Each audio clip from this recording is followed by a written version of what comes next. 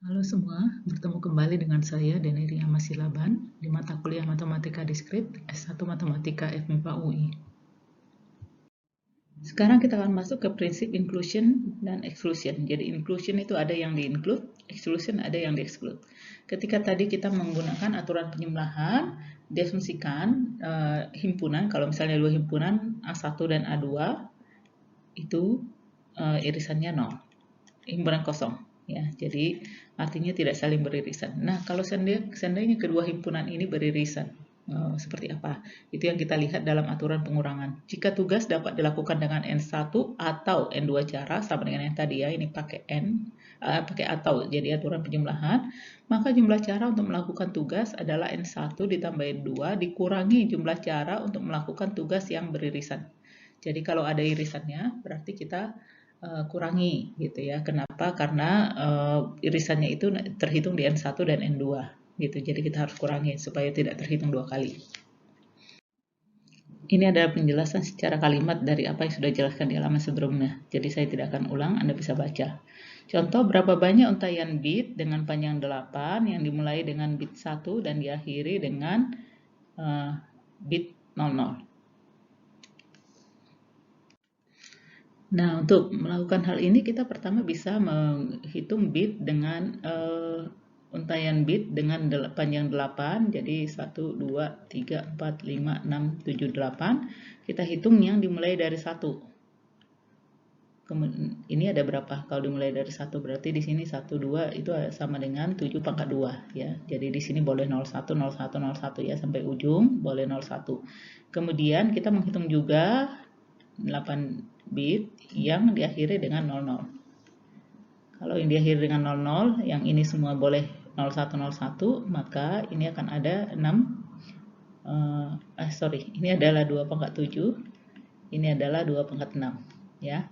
Kemudian kita juga menghitung bit yang dimulai dari 1 dan diakhiri dengan 00. Ada berapa? Jadi ini semua, ini ada 5 yang kosong ya, yang bisa diisi oleh 0 atau 1. Jadi ini akan sama dengan 2 pangkat 5. Sehingga ada berapa banyak untaian bit dengan panjang 8 yang dimulai dengan bit 1 dan diakhiri dengan 00 itu akan sama dengan 2 pangkat 7 ditambah 2 pangkat 6 dikurang 2 pangkat 5. Jadi itu ada banyak bit yang dimulai dengan 1 dan banyak bit yang diakhiri dengan 00 dikurangi dengan irisannya. Yang di bawah adalah irisannya. Prinsip inklusi dan inklusi juga dapat ditulis sebagai kardinalitas dari gabungan himpunan. Misalkan A, B, dan C adalah himpunan, maka kardinalitas dari A gabung B itu sama dengan kardinalitas A ditambah kardinalitas B dikurang kardinalitas dari A iris B. Demikian juga kalau ini gabungan dari 3 himpunan, itu akan sama dengan kardinalitas dari masing-masing dikurang irisan dari setiap 2 himpunan ditambah kardinalitas dari irisan ketiganya. Mengapa ditambah? Sebab ketika kita menghitung yang ini irisan ini akan dikurangi 2 kali. Jadi kita harus tambahkan.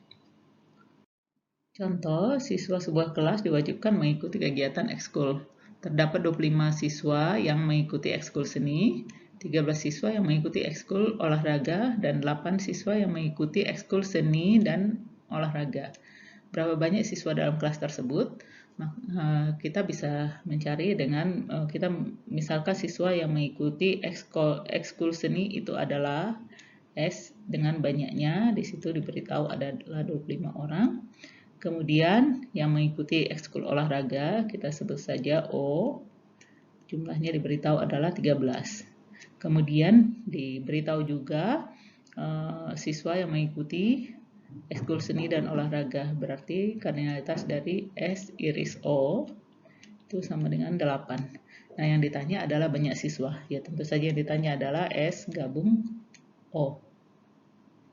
Itu sama dengan kardinalitas S ditambah kardinalitas dari O dikurang kardinalitas dari S diiris dengan O. Itu sama dengan 25 tambah 13 dikurang 8. Contoh, berapa banyak bilangan bulat positif yang tidak melebihi 1000 habis dibagi 7 atau 11. Nah, ini untuk menemukannya, pertama kita mencari bilangan yang habis dibagi 7, yang kurang dari 1000 yang habis dibagi 7. Jadi kita sebut saja himpunan T, himpunan bilangan yang habis dibagi 7 itu ada sebanyak 1000 dibagi 7 ya. Ini floor. Itu nanti sama dengan 142. Kemudian banyak bilangan yang habis dibagi oleh 11 itu sama dengan 11, kita sebut saja 11 S ya. Itu akan sama dengan 1000 dibagi 11 tapi floor. Itu sama dengan 90. Kemudian mungkin ada bilangan yang habis dibagi 7 dan juga habis dibagi oleh 11. Jadi kita bisa mencari T diiris S. Itu ada berapa? Itu adalah floor dari 1000 dibagi 11, 7 kali 11. Dan ini nanti kita peroleh, ini adalah 12 ya. Sehingga nanti yang ditanya adalah banyak bilangan bulat yang tidak melebihi 1000 yang habis dibagi 7 atau 11. Itu akan sama dengan kardinalitas dari T digabung S. Itu sama dengan kardinalitas T ditambah kardinalitas dari S dikurang dari T minus S. Dan itu akan sama dengan 142 ditambah 90 kurang 12. Jadi sama dengan berapa nih? 220 ya. Ini ada contoh selanjutnya, Anda bisa lihat dan coba sendiri. Demikian juga untuk contoh ini, Anda bisa lakukan dan coba sendiri. Aturan pembagian. Ada N dibagi D cara untuk melakukan tugas jika tugas itu dapat dilakukan menggunakan prosedur yang dapat dilakukan dalam N cara. Dan untuk setiap cara W, jadi suatu cara tertentu, terdapat D dari N cara yang berhubungan dengan W. Ya. Jadi ini kita punya satu prosedur yang dapat dilakukan dengan N cara, tetapi tugas itu dapat dilakukan untuk N cara, dan untuk setiap cara W, tentu saja W lebih kecil dari N ya, cara W, itu terdapat D cara dari N cara ini yang berhubungan dengan cara W. Nah, ini yang disebut dengan aturan pembagian. Mungkin kurang jelas, kita lihat di contoh.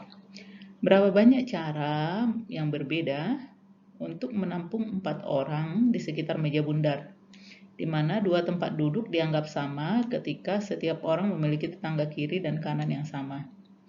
Maksudnya seperti apa? Di sini ada meja bundar dan kita mau menempatkan 4 orang pertama, orang kedua, 3, 4 di sini.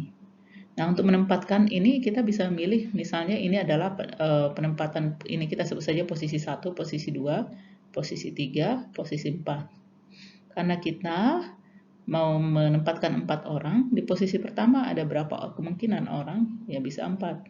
Kemudian di posisi kedua, karena salah satu sudah pasti di sini, maka di sini tinggal 3. Dan di sini nanti ada 2, dan di sini ada 1. Sehingga ada berapa cara untuk menempatkan orang di sini, di 4 tempat duduk, itu sama dengan 4 faktorial. Ya. Dan itu sama dengan berapa tuh 4 faktorial? 24 ya. 24. Namun, ini belum selesai karena ketika kita memilih, di sini tadi kita memilih sebagai kursi 1, ini kita sebut tadi kursi 1, sebenarnya bisa saja ini yang kita pilih jadi kursi 1. Bisa yang ini, bisa yang ini, karena itu sama saja. Karena ketika ini menjadi kursi 1, maka sebelahnya tetap 2 dan 3. Dan maksudnya kalau ini saya buat 1, 2, 3, 4, maka ketika saya punya kursi 1, sebelahnya adalah 2 dan 4. Dan kalau saya ambil ini menjadi kursi 1, di sebelahnya tetap 4, 2 dan 4 sama saja. Gitu. Dan ini ada ada 4 kursi seperti ini, dan kita memilih satunya di sini, atau satunya di sini, atau satunya di sini, atau satunya di sini sama saja. Jadi ada 4 kemungkinan ini sama saja. Sehingga dalam hal ini banyak caranya akan sama dengan 4 faktorial dibagi 4 ya. Jadi sama dengan itu tadi 24 dibagi 4, jadinya sama dengan 6. Jadi hanya 6 cara. Ya, ini yang disebut dengan aturan pembagian. Diagram pohon. Masalah penghitungan atau counting juga dapat diselesaikan dengan memanfaatkan diagram pohon. Sebuah diagram pohon terdiri dari akar, sejumlah cabang yang meninggalkan akar, dan mungkin sejumlah cabang-cabang lain yang meninggalkan ujung dari cabang sebelumnya. Jadi diagram pohon itu seperti pohon. Contoh, berapa banyak untaian bit dengan panjang 4, jadi panjangnya 4, yang tidak mengandung 2 bit satu berurutan. Jadi tidak mengandung 2 bit satu berurutan maksudnya apa? Tidak boleh 1100 atau 0110, nggak boleh karena ini ada 2 bit satu berurutan, ini ada 2 bit satu berurutan, ini nggak boleh. Tetapi 1010 bisa, karena di sini tidak ada 2 bit satu yang berurutan, jadi ini bisa, ini nggak bisa ya tadi, seperti itu. Nah, bagaimana ada berapa banyak untaian dengan yang terdiri dari yang panjangnya 4, untaian bit panjangnya 4 tapi memenuhi syarat ini.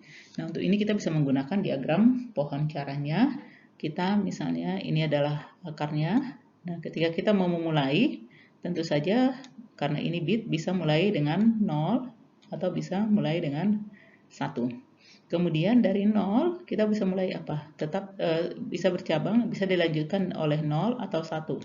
Karena tidak melanggar apa-apa.